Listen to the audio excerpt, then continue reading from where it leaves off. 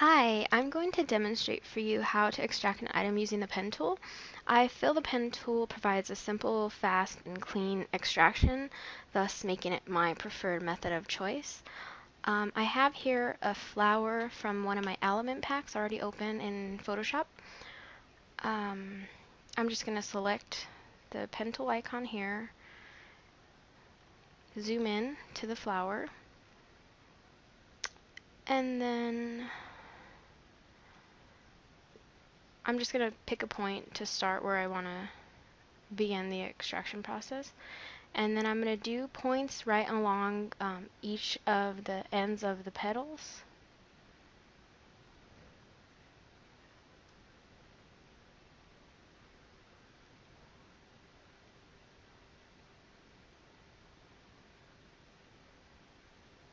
And then with that, I close up the path.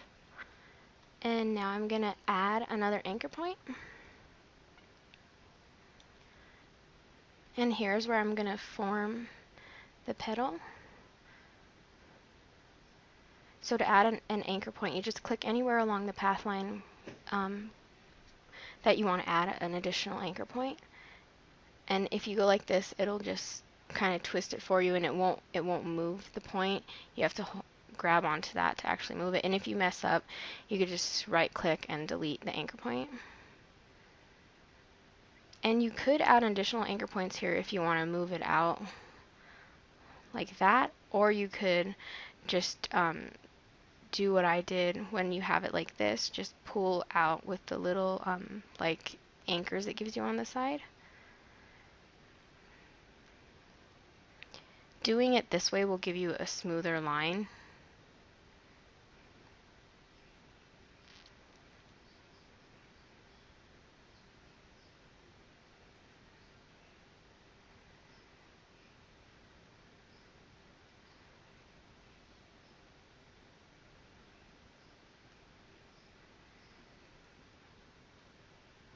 So I'm just continuing to add points. And if you notice here, like when I pull this out, it brings a little bit of the white up, so you can either move this down or you could adjust it by adding the point, another point right there.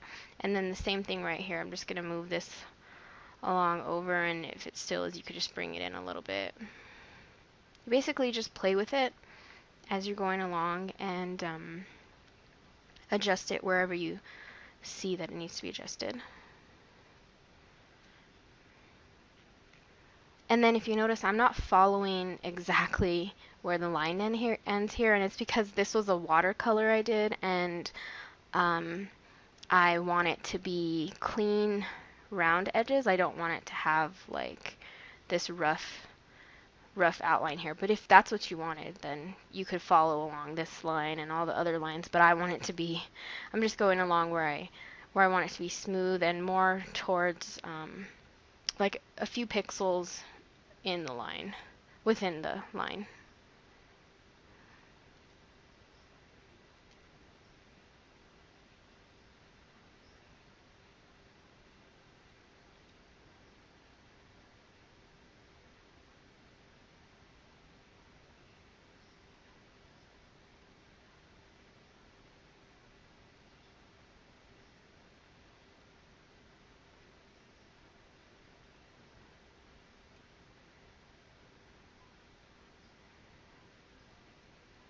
And if you notice when I'm moving this along, you could move it to any point that you want it to be at. So here, since the pedal on this one's kind of lopsided, I'm moving it a little bit more on this end, and then I could just make another point here and bring it out right there.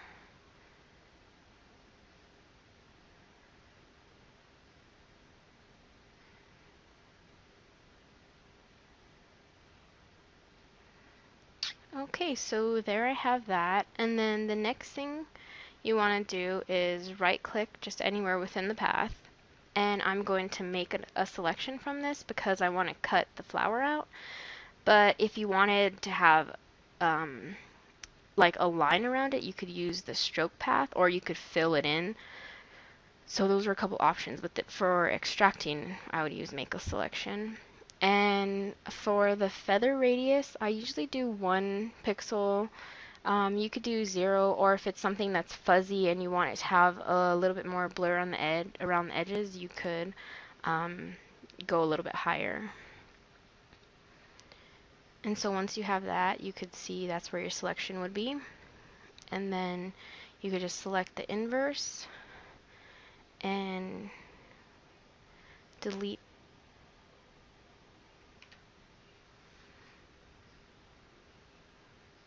And there you have it, your flower or whatever item you're extracting, completely extracted. And if you wanted to run a stroke around it just to make sure you didn't, there's no stray pixels, although using the pen tool there shouldn't be any stray pixels. And you see the stroke is all good there.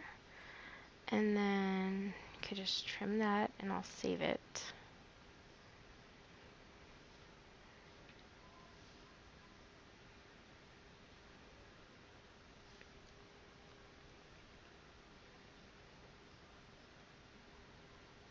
And then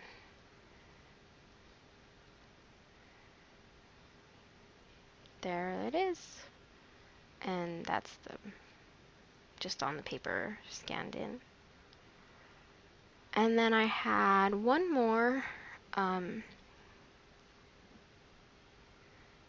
This one I thought might be helpful since it's a lot thinner, obviously, than the lines in this. I mean, that was that was a really simple extraction.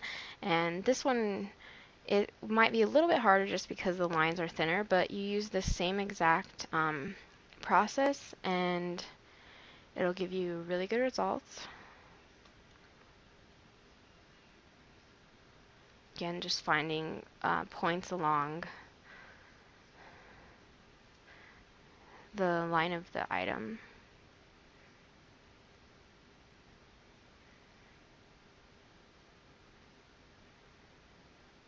And generally, at least for me, the less points you can use, the better. Like, you don't want to go along and just do like that, little points right next to each other, because then it's going to be like really rough edges.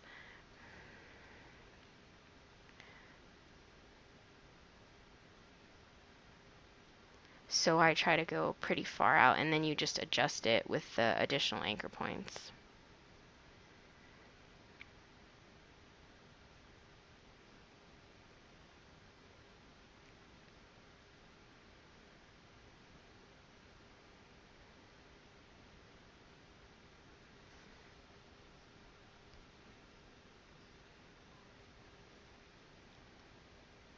Okay, so I have that done and the path closed. Now I'm going to add my additional anchor points.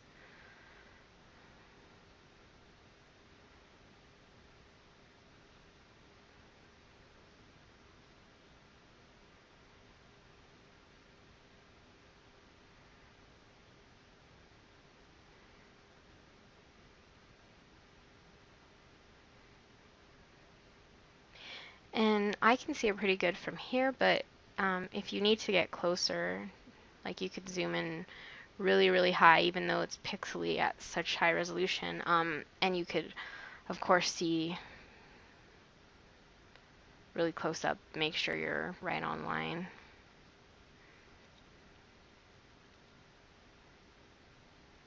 And then here, again, how it goes over, I'll just add another anchor point here and bring that in. And then you could either adjust this right there to get the curve right, or you could add an additional anchor point. Same for right here, I just add one to get that. Following as close as you can to the line.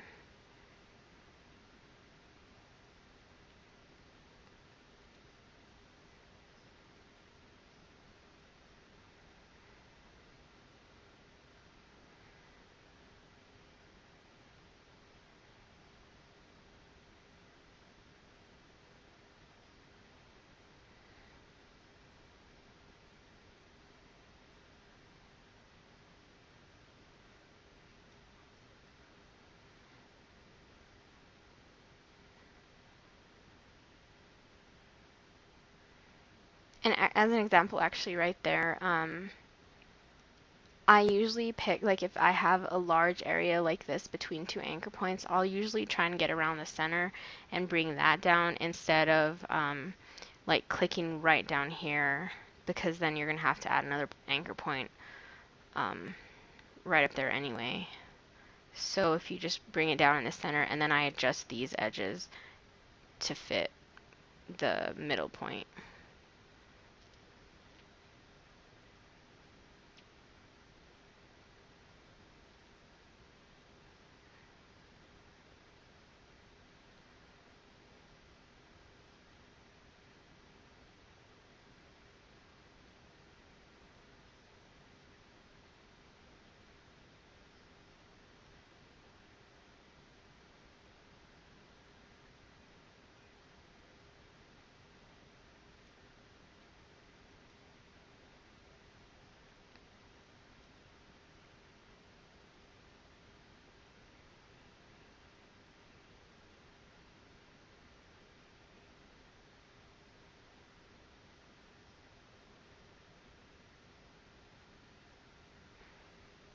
Okay, so I have this whole string bow outlined, and just quick check over to make sure I didn't miss any section. Okay, so then I'm gonna make a selection again. This time I'm not gonna feather it.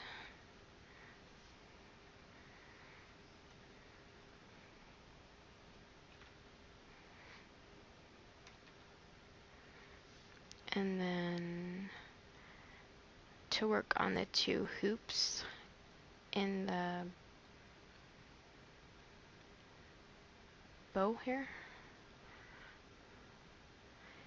And usually when it's just like one of these loops from the bow, I just go straight up, straight down, and straight back, and then adjust them like this.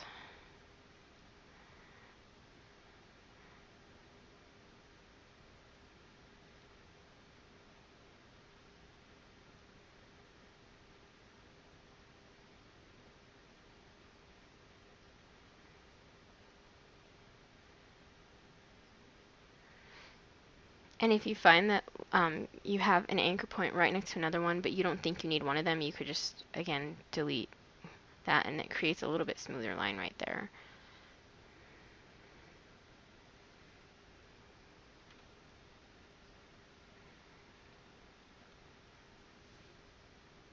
And then the other side.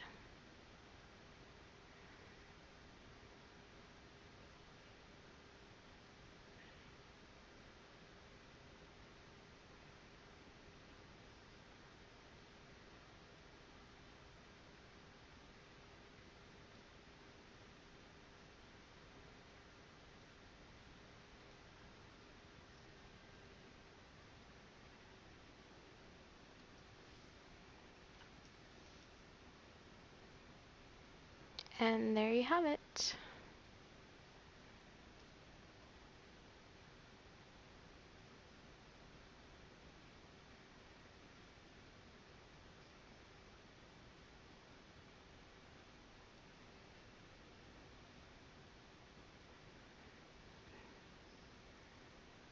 That was the before, obviously, and after.